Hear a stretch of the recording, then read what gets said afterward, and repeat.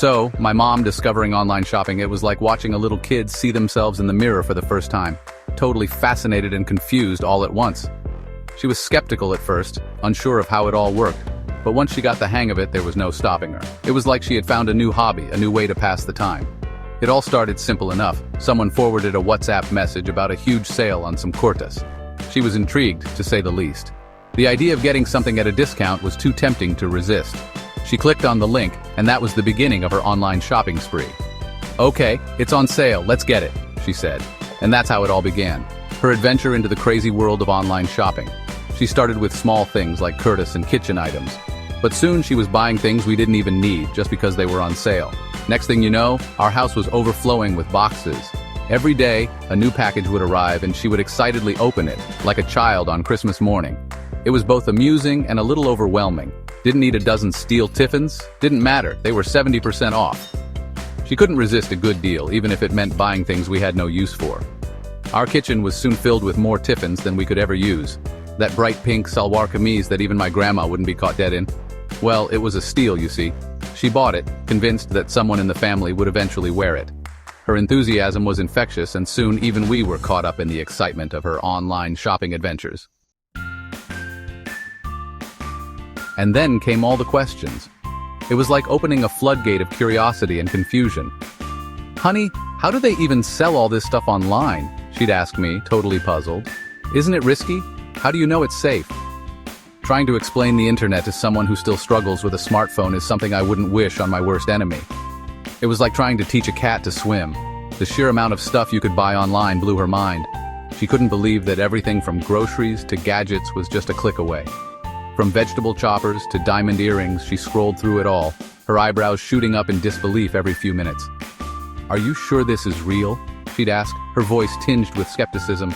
"They're probably selling the Taj Mahal online too," she exclaimed once, convinced that the internet was some kind of magical marketplace. Her reactions were priceless, a mix of awe and bewilderment. It was a phase of endless questions and hilarious discoveries. Each day brought a new revelation, a new product that left her either amazed or utterly confused.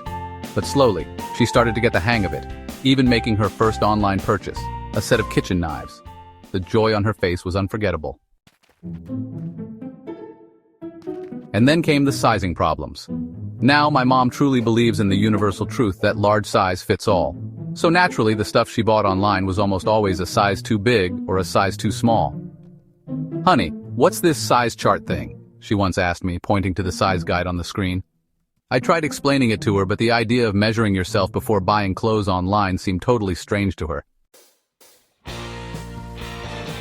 Section 4. Delivery Day. Total drama unfolding.